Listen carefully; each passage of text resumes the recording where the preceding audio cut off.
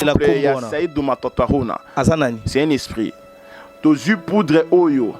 Tu sais que non, ils ont un moto foulani, ils ont un pays boy. Ils ont un état, ils ont un problème boy boy. Soit maladie boy. Il y a qu'on soit poudre wana accueilli na destination ici au moins que yel fa pesa nga adresse ici ko ya fandi. Olandi a okende tisika on a sani apesi o ezali eloko wana pour que aider na ba problème esprit radio T quoi. TVza radio T. Donc TVza radio T, Maître Rouge, guide spirituel. Osaka Musala. Donc les autres des sites.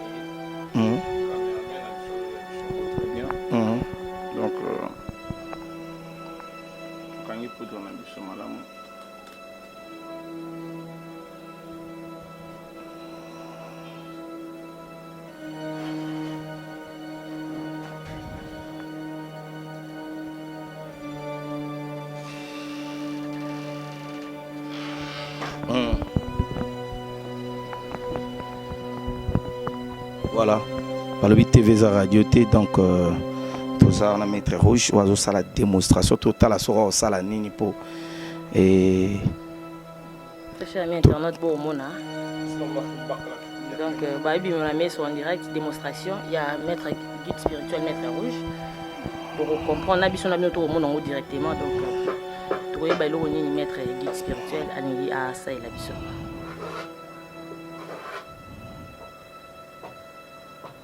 Vraiment. Tout. C'est-à-dire que tout le monde va filmer. Tout le monde va filmer les a. En Phara donc.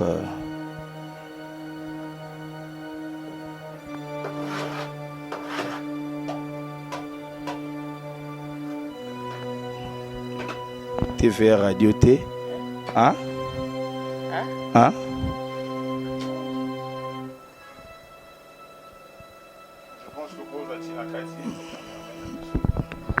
Yatisika dima toleka dimona meso TVza radio T misango libanda ekomi mbongo maître wana eza ba vrai billet yanga basimbaka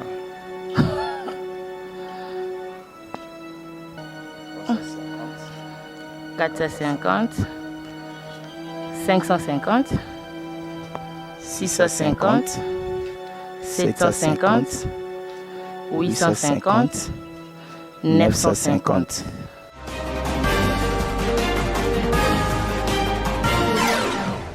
Merci chers internautes, merci de la confiance, bien affilié au Sarabie à travers le monde. Merci d'avoir tout Botal Arabie sur la chaîne Vie Télévision. Merci d'avoir tout Bolinga Razini Kombi autrement dit Papa Veri Balobi journaliste Azara toujours au milieu du village, journaliste Azara soldat et Lelo Nazanga monté na plateau, Nazana concernant Olivia Pecops ou Lelo Trosola. Olivia Boni. Bien Zinikouni, ça va? Ouais, ça va. Très cher ami internaute, merci. Merci de la confiance pour Sarabiso Ndengara. Papa Veri, Zinikouni Loba, journaliste, a vraiment une vraie église au milieu du village. C'est-à-dire, place Marambo Robin à Torokende, pasteur Torokende, Nganga, Motona Soloka, guide spirituel, Maman Bikoudi, danseuse, musicien, bref, voilà. Tendance Union, joueur, Toza, toujours, wana. On dit pas idée.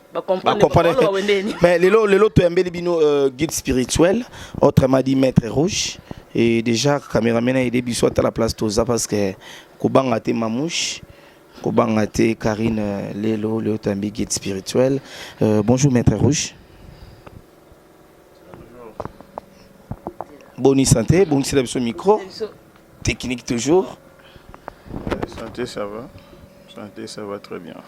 Les lots au talayo donc batwazo talao di bandamboka internautes to ebike mbali boso te to yamboto yambako to yambakayo ko ebisa biso Maître Rouge guide spirituel azanani. Bon, Maître guide spirituel aza mystérieux caméra maître aza guide aza beaucoup plus basé dans ma spiritualité. Donc ma guérison miracle, donc voilà. Donc voilà. tant le guérison miracle na raison ba mo ba pasteur nde ba to na guérison miracle mais yo mona yo déjà na mesa na yo bougie rouge mi balé na ebité kombo wana fini ke zanini ozana mbeli to monu ze su loko ba mfumu ba simbaka guérison miracle ya modèle oyo eza ba instrument eza ba biloko nzamba sali et donc nyonso tout eza symbolisé eza na tina donc voilà quoi mais lelo to solani percops lelo. Merci Zini Kumbi, na maître spirituel et l'autre sur la capacité des esprits. La capacité des esprits, en plus tu en français, capacité à esprit, capacité à molimo. Donc quand on a guide spirituel, il y a mais directement papa veri première question angeza maître na comprendre place na ko sa ngamba mbilinga. Guide spirituel azanganga, aza motona soloka, aza magicien. Toto benga imam to benga nani na ebité guide spirituel na langage facile obiso to lobelaka na nzela na balabala guide spirituel aza nani. Guide spirituel azaye lokola messie donc c'est-à-dire messie oyoyo ndenge tozwi na l'école totangaki messie azotangisa biso makambo ya kelasi bwania ya mindele nde to bengi messie. Alors biso pe na spiritualité donc spiritualité ezali mabombami donc mystère caché de Dieu, mystère caché satanique. Donc né yango ba bengi spiritualité donc ngai siko naza basé beaucoup plus na ma etaliwana donc voilà. Mais tant on lobby guide spirituel, on lobby la capacité des esprits to rozana combien d'esprits, combien de milimo ou ya solo. Bon ba esprit baza ebele, milimo baza ebele donc o tokoki kotanga ba kombo tokolemba même donc tempeza moke mais pour na koyeba il faut koyeba ki ba milimo ba esprit baza ebele donc eza lokola légion eza lokola armée donc moto na moto azana galon grade nae moto na moto azana unité nae moto na moto azana capacité nae donc au monde des esprits eza pendengona donc voilà c'est aussi to lobito tout ça la moi j'aime moke neti yo nous en maître rouge aux guides spirituels, ils ont un galon nini et pas Lucifer. Bon, premièrement d'abord on zamba limbisa pour nous le baquet. Ngana zana galon nini et pas Lucifer. Ngana zali. Bon maître yo ça il a nzambe. Ouais na nzambe pourquoi pas. Ah namoni na habité bat bozota la biso. Mutasela ranzambe ya solo akocha biloko na mesa pona bi mutasela la ranzambe ya solo to mona ba mimi na ba bible percops na ebité papa vérifier ngapi ngena loba maître limbisa moi moke mais soko sala émission na dingwe ya loba nga to ntama nga milimo mabe ngana moto na satana banzambe na mona nga ntima kate siko to ebité maître guide spirituel ndo ba to bengo messe molakisi yo za côté nini po dingwe sa pesa ka papa aza pena ko Lucifer ngapi na ko Lucifer mais tant nous sommes quoi souka na ko bongola motema siko maître guide spirituel so to nzambe na satana yo za côté nini potia dia la kate aka moto to mali na za la côté ya moto à sala satan nde nzambe na ba bougie rouge oh mais bougie rouge eza na signification nango ndenge bomoni yango donc eloko nyo surtout bomoni likolo ya table nanga eza na signification to ko ba signification nango mais pourquoi pas neti mbeli oyo na yebike bakatela ngo poisson ndunda matembele bakuluna pe moi moto antaba moi soso ngulu sikoyo awe zo salani nanga oyo utilité nango ezali eza na manifestation soit rituellement nazo sala sikoyo alors et ko permettre nangaye spirituellement nakata topé na boma ba esprit topé ba démon surtout maléfique ou ba ko s'approcher pe menia rituel nanga de sorte que non azwa victoire te donc utilité ya couteau oyo yango wana bongo mokila oyo ezali chasse mouche donc utilité nango ezali pona ko bengana ba esprit nyo surtout négative ko chasser bango bazala pembeni ya table nanga été na makamna ngina sala chikolo donc balé oyo zo jouer même rôle. Isaka rôle. Faut bien l'esprit toujours. Yeah. Donc l'esprit négatif.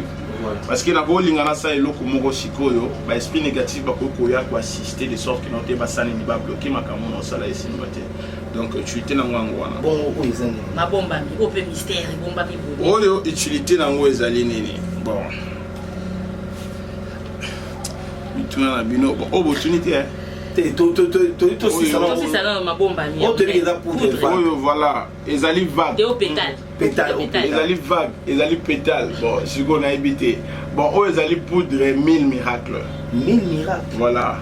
Ils allaient poudre 1000 miracles. Ils ont la capacité de produire des miracles. Ils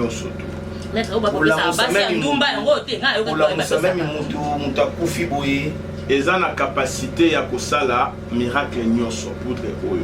Donc, yo moto ndima ou pas, ils ont la capacité. Donc, oui, et quoi aider dans la boîte. Donc, aujourd'hui, on a mis ça en Moshiko parce qu'il y a un monument, ils ont belé. Aujourd'hui, on a pu étudier dans Moshiko, donc voilà.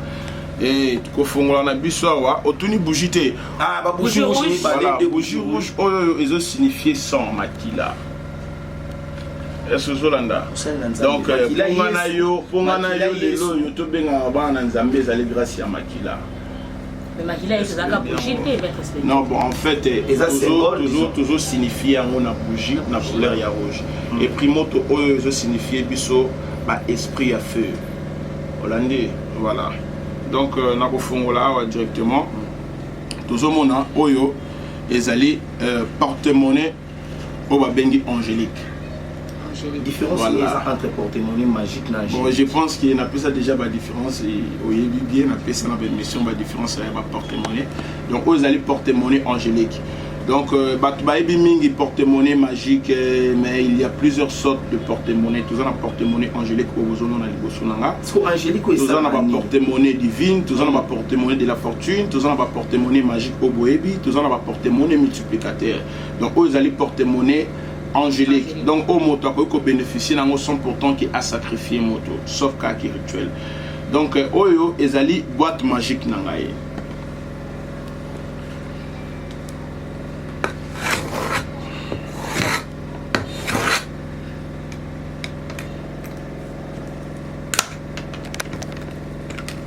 Vraiment, voilà. Ils allaient boîte magique nangaye. Na carte, je pense que vous allez bien. Beaucoup de poudre, on a Ibisibino, 1000 miracles.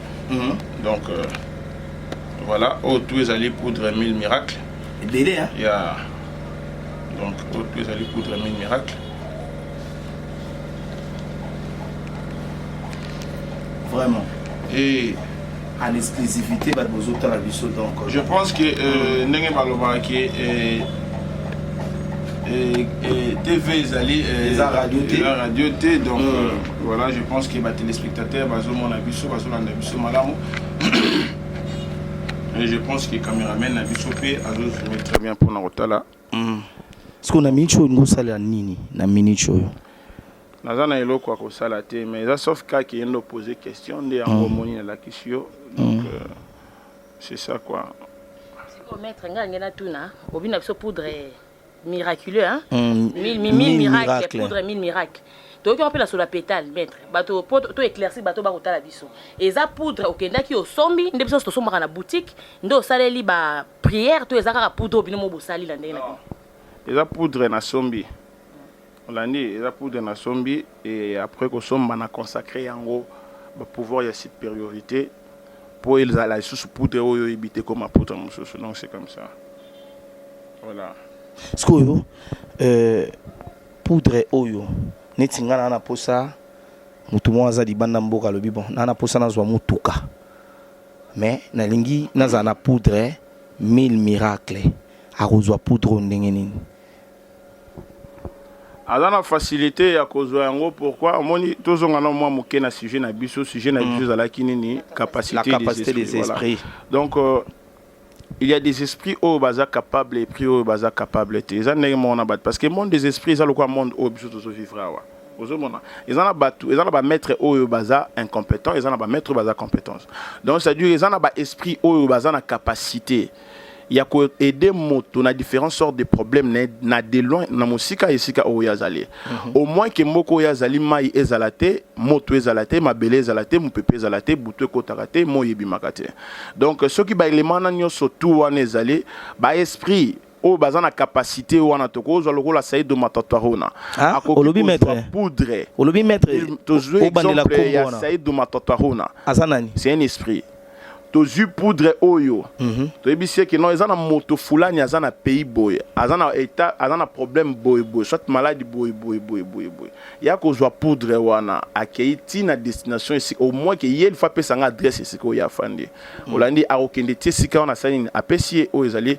eloko wana pour ke ede na akopesa ngo ndenge nini esprit ça se passe comment na kopé ce exemple ozu kombo ya Saïdou Matotahuna ozu kombo wana okomi yango na papier duplicateur ezolanda ozu na kati ya nani comment dirais-je na kati ya valisette na yo valisette il faut à la vide ozu ti yango na kati ozu kombo ya Saïdou Matotahuna no komi yango na papier duplicateur ti na kati ya valisette na okangi valisette otangi kombo wana par exemple même sous 7 fois Zolanda, tant on fongo la valise, on a un ndoko zwa colis na ekoya kanakati. Donc papier ko disparaître, colis de koya nakati. Donc ça se passe comme ça. On a Nzambe.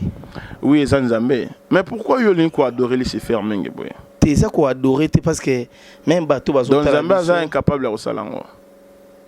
Non, maître guide spirituel, ngapi ngena bakisaka likolo onde kwatuni. Atuni bonzambe parce que eza moi compliqué. Pour to ba pasteur to ba prophète de ba sa la tout le monde a rassemblé kaka nzambe. Samela nzamba osa. Oh ya ko tika koli. Tanga aya tika koli koma kombo ya moto wana to ko mona yo komo nje mwa mbilinga mbinga place wana. En fait, c'est de la magie, ce sont des secrets cachés.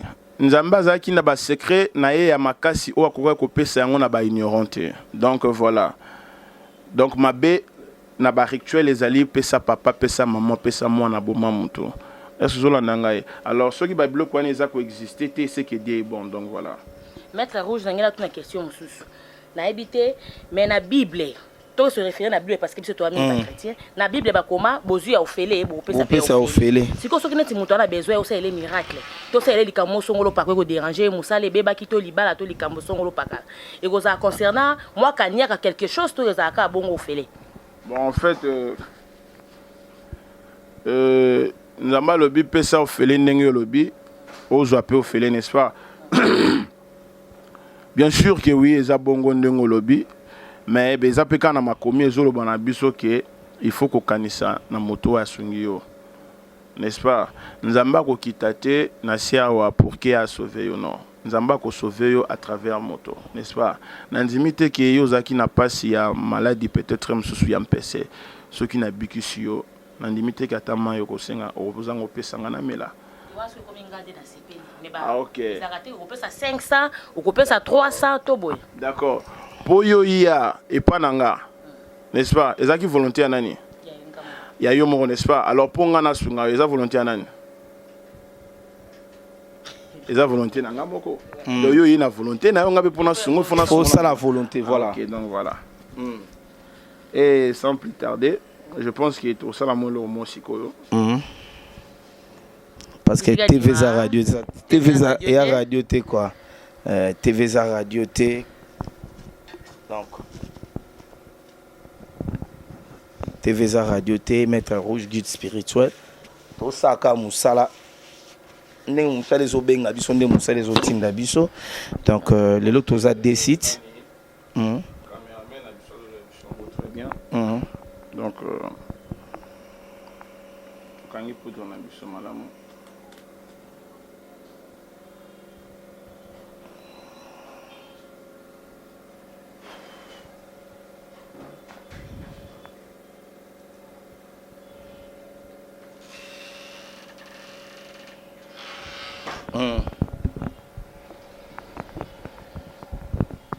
Voilà, par le TVza Radio T, donc tout ça on a Maître Rouge, oiseau ça la démonstration totale à sera ça la nini pour et cher ami internet bon mona. Donc bah bi on a mis en direct démonstration, il y a Maître guide spirituel Maître Rouge. Bon comprendre na biso na bien tout monde directement donc tu voyez bah le nini Maître guide spirituel alingi à ça et la biso.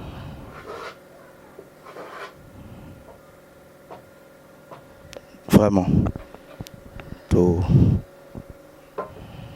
C'est-à-dire même tout le monde dans film mais tout le monde va filmer les a en phare donc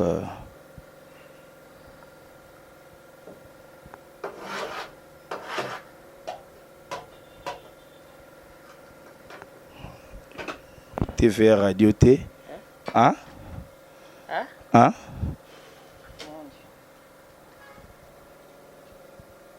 pense que Rose a tina kati.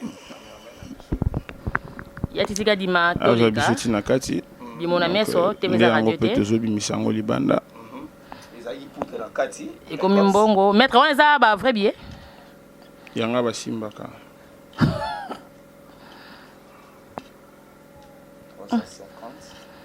450, 550, 650, 750, 850, 950. Donc voilà. Je pense que yango ezambongo ko simba otangi au PCP atangi donc voilà. Siko maître mbongo yo nde na auto tout à l'heure et ya bena C'est dans la tala. vrai billet go ya vrai billet Au bikorote. siko maître mbongo yo mutako akoyi pe ko utiliser yango sans pour autant eloko mulika mokela ndana sima to boye na boye. Non, moto akoki koutilize yango eza na problème te. Donc okoboma moto te nini te. Moto aza na besoin nini auti koloba ya porte-monnaie angélique eza wana. Donc moto mpe aza na besoin ya boîte magique de sorte que non ebimiselaka mbongo à travers kaka poudre 1000 miracles donc et coopérer opération nango sans pourtant que opesa. Ezana délai te. Ezana ba délai nango déterminé. Donc ba délai déterminé. Bah une année, un mois, 5 ans ezali donc voilà. Plus 243 89 27 79 518 plus 243 89 27 79 518 ou numéro nanga WhatsApp. Maître, malgré ton nom be esprit, katina biso batu boy to na be esprit ya ndenge motu boy ne na zabu na kosa na esprit ya ndenge. Nzambe asali moto na esprit auto bengi ange gardien. Voilà, ange gardien utilité na na moto ezali pour ko protéger contre ba force négative maléfique nyonso to. Oyoko et outa na Lucifer topé na ba ennemi na e. Donc voilà. Les yepeli susu na ba chrétien susu ba bengi Saint-Esprit. Donc c'est ça. Skoyo pana yo ba gano ozana ngwana ozana ba esprit nini ba ange gardien kaka to obakis ba na oba te question na tout na ndenge nini. Bon en fait nga nazana ange gardien nga oyo na opéra kanaye ba faire mususu ba makambo belé en dehors de ça nazana plus de 10 millions de régions des esprits. Ah Oyo nga tant que guide spirituel ndé na 10 millions. Oui, au Gérard ba ndenge. Non. C'est facile. 10 millions. 10 millions, c'est facile. C'est facile. Donc, premièrement, il faut l'ingango. Deuxièmement, il faut tamboula na honnêteté selon Bango. Et donc, voilà, oko memana Bango kito komakasi. Donc, c'est ça.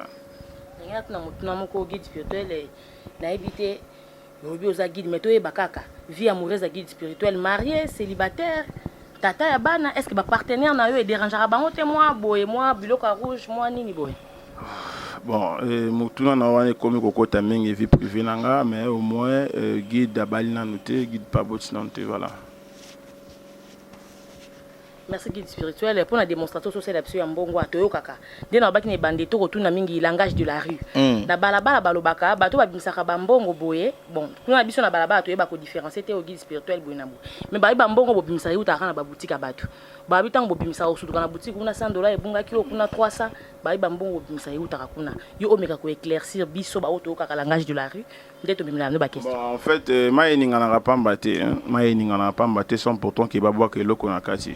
Et ça vrai mais nga siko na qualité nanga naza motaba biloko wana te tu vois. Moi j'ai des esprits on est to aborder le sujet il y a les esprits et capacité des esprits donc j'ai des esprits au baza capable ya enrichir moto sans que apé samakila. Donc le fait déjà il y a kotinda ba esprit voleur ba benga bango ba esprit voleur de voleur. Il y a kotinda ya kinaiba moto na mbongo et moto wana d'abord azana no patron te azana moto azo souffrir azo luka mbongo na pasi. Alors tango yo tindi esprit voleur de voleur akia yibi mbongo. D'abord esprit wana azap esprit moko ya négativité, azap esprit moko ya bienté. Ce sont des esprits malins. Des babjara batwande ngwana mona e azana ndakute azap pauvre parce que ko lela ya moto wana disparition ya mbongo na e yo ko apporter le bonheur na vie te. Donc ngana sey la kaba esprit wana te j'ai des esprits au baza ba riche. au baza capable ya ko satisfaire mutu na tout l'état des besoins donc voilà. Est-ce que ça peut facile mutu lokola nga bona zala na ba esprit wana pour ba enrichir ngapé? Mais pourquoi pas ba esprit te ko za na esprit moko. Donc voilà. Ko za na esprit moko ko faire enrichir yo au pe ko pesa loko no soto linge. Tout monde a pasteur azana bana na ye o nga papa na nga molimo to ba papa na molimo nga papa molimo na nga ezali ange gardien na ngai donc naza na père spirituel mutatika la ko initio azate muta initio nga azate donc nga maman abotinga azwa révélation ya ange gardien na nga et na tongo na nga ko apprendre nga donc parce que j'ai déjà temps belé wana zaki non chez ba parents et tango ko apprendre nga ba secret apesa ki na zaki obligé à ko pratiquer ngo après pratique wana ndena ki osala o ba bengi voyage astral et bateau basala voyage astral so bolonanga baebi alors initiation ya monde invisible tant motasali voyage astral ils ala un bic qui n'a papier té ils ala ki ba graver yo ozolanda ba graver yo maté ya ba graver yo spiritualité ba graver yo mystère tant roya na monde oyo nde tout esali ni etika na kati ya mutu na yo donc guide spirituel na ngai ezali ange gardien na ngai donc moto azana mai na makila na mokili oyo aza guide spirituel na ngai azate donc voilà. Merci maître ngai to tikala ka esika wana obi maman nde azwa ki révélation maman aza chrétienne to maman pas aza guide ye pas ko guider bato mosusu to place wana eza ndenge ni. Non maman na ngai aza chrétienne mais azana ba pouvoir makasi.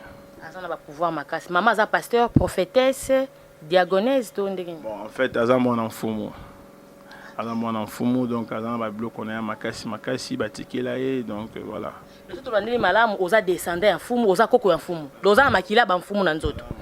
Donc voilà. Est-ce que toi na ba guide spirituel sérieux na Kinshasa à part yo pona biga yo koto wana baza penza mingité parce que ba men ba escroc ba toni trop na makambo donc vie ya pasi vie ya ba ya ba makamto mona na mboka na biso ba manzala banini et puis faut nga na zo pesa na biso moko pourquoi parce que le fait ya ko embrasser moto moko boye ko chai pembe na yo azomona yo nengo sala ba travail bani tout consort au lieu qu'il a l'occasion la initier ya ko l'occasion la initier a okena ndenge na ye tant ayoka ki ayoki peut par exemple un sous poudre il y a 1000 miracles aki akosi moto so pesinga 2000 francs na opeso poudre 1000 miracles ozolanda ayebi ki mettre somba pétale mais ayebi te nini o mettre ça qui na pétale yo ozopesi mutuka pétale et qui sali le côté automatiquement au BBC nani l'uniment ya ba guide tu vois donc na Kinshasa donc sans être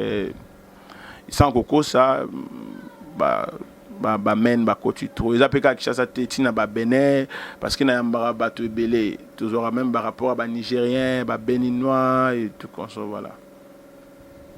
Merci maître ngina tu na bisu mwa mutu na moko tango bi maman a lotaki maman zaki révélation to koyeba zaki na mbula boni toto yeba depuis comme guide spirituel ça fait combien de années qui na avant entrer à fidèle en 96 96 avant entrer à fidèle voilà 96 tilelo combien d'années ça va faire 22 ans c'est que on a mettre en 12 ans 13 ans en fait on a vu révélation mais na bandio pratiquer na néoanate OK on a vu maman a vu révélation à pesinanga de le bas âge na salle voyage astral ba graver na buloko mais j'avais toujours peur ya repratiquer ba buloko on comprendre avec le temps on a zo poussa na zo kola donc na monis que comme linga lokola moi menace moko boeke non na zo obligé il faut na salango donc ndi na comment ko salango voilà mais bat bazo tala osko libanda ya mboka mettre soko tala caméra bien malgré tout comme na biso na suka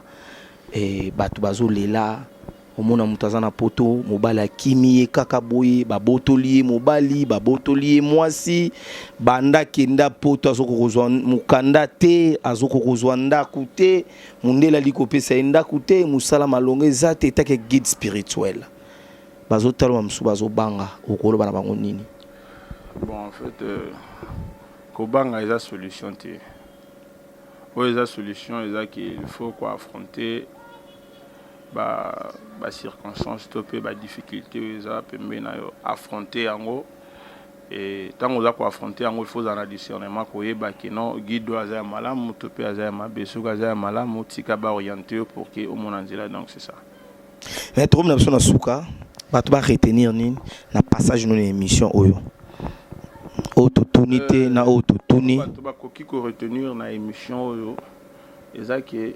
il faut boye ba malamu que ba esprit oyo baza capable na oyo baza capable te bazali donc ndenge esprit akoki kozala capable ndenge pe maître Gud akoki pe kozala capable ndenge esprit akoki pe kozala incapable ndenge pe Gud pa akoki kozala incapable parce que esprit na esprit génie na génie aza na domaine na ye. Donc jamais yo moto parce que ça na ba maître msusu baza na bango vrai mais via connaissance eza limité ne bazo bima ba esco pourquoi moto aye approcher peut-être msusu na ka ya bolingo yo qui ne sala na travail na esprit moko boyaza fort peut-être msusu na guérison. OK. Donc automatiquement opération wana ekosimba te. Donc il faut oyoyo esengi makamba bolingo au travail on a esprit ya bolingo o esengi makambo mbongo au travail on a esprit ya mbongo o esengi makambo ya travail ya chance ya lumière ya beauté lumière il faut donc chaque opération ils en a esprit oyo aza du domaine donc voilà je pense que naza wana pona bino Gud na bino et bien ba nanga peut-être ba ebinga balanda pe déjà ba émission nanga donc o aza na problème a hésiter te na ko approcher nga poliment. Donc, mettre un numéro à contact. Numéro dans WhatsApp est plus 243 89 27 79 518. Nous n'avons jamais retourné aux questions à Souka. Merci. Gege Nandanga. Eza nini Gege Ndanga. Bon, neti Gege batuba loba ngo déjà qui est à esprit. Voilà. Qui est à esprit mais naza vraiment focalisé na ngote bon ndanga nde nazo reconnaître un catcheur na travailler na epekala na kombo ya Zombi Patra donc ya une invocation mo banda ko tanga na kombo ya Maman Ndanga donc Maman Ndanga cimetière Malala tombeau rouge liboso na ngama ina sima nga cimetière bablo si je me rappelle parce qu'ils a déjà kala pove pas kufa que son nom repose après kala donc voilà donc na yebi ndanga eza kombo ya mwana mwasi moko donc mowei quoi donc azaki pe na ba pouvoir makasi na ndenge ya Congo central ozolanda donc on eza vraiment bokoko na biso ya mboka na biso donc mandanga donc voilà pona we dingwa zanani pona ngai dingwa za catcher aza guide spirituel te pona ngai dingwa za catcher aza guide spirituel te aza catcher et dingwe je salue aussi de loin c'est un vieux tout solera bien tout ala razalaka donc voilà bon muchiribara na ebiete muchiribara ebiete bon un peu peut-être na bosani kombo mais na ebiete franchement bon oba ute okanga na makala na bosani kombo na nani ya kombo ekimi ngai maître spirituel nga na question moko ya suka pour na biso basi ngena tuna question moko eloba mapeka mingi suna na balabala papa veri balabi bato ba yate pa na bino bolongola bango zemi o ana zemi bana wana bino bozwaka na o ezana libumbotika na yango bana wana bakenda ande na sacrifice bon il faut tout nanu bato basala ba sacrifice wana ngana éviter est-ce que mutu baroli musezemi yozongisi yango bon tellement makambo pezaka nango ya ba témoignage te mais eza na moi sima olandanga depuis quelque part papa na ya salango kana kina wa salango asala ni papa na ye la ezemi ya olimu sa ezemi nga sala prière pendant 5 jours na zongi sa yango olandanga depuis moi na pas botami moi na pe normal maladie te mutu makasi te non na botami te. OK Zemi zola na déjà 7 mois mais balongola ki yango na 3 mois si je me trompe pas. Donc voilà. Maître moi ça normal le roi ba nyonso. Ezakaka ezaba genre ya ba combat spirituel. On comprend donc que tu récupérer kande o ya yebazwa ki to zongi. Merci beaucoup maître Tom Nassona Souka donc batali aussi au mois dédicace. Maître Bouaka. Guide. Bon, on a pu si voilà. Merci beaucoup na bato batala gibiso na PK News na bandiko botali biso na Shelvi Télévision balobi Dio d'enfer Olivia Pekops et puis Zini Kumbi papa Veri Pekops Tom Nassona Souka. Papa vérifie na kuza suka Dio d'enfer ndo bi Dio eroningi c'est opesa bato moi somo ba ko banga mais du moins na comme vraiment na suka quelques dédicaces il y a Michel Lenvo le grand saoudien ou Casio wapi ya Michel Lenvo l'autre qui na guide spirituel il y a Jean Topo to Peña depuis Danemark il y a Emile Bamba merci vielo salinga lobi na ebisio la liga na kutena yo za kamta ba surprise za bongo donc voilà Paul Ventour et Mafouila et merci beaucoup na Maïsa Debreda mutu di moi mutu di Ker Mireille Momene ngabi na Olivier Bokolomba depuis États-Unis. Voilà.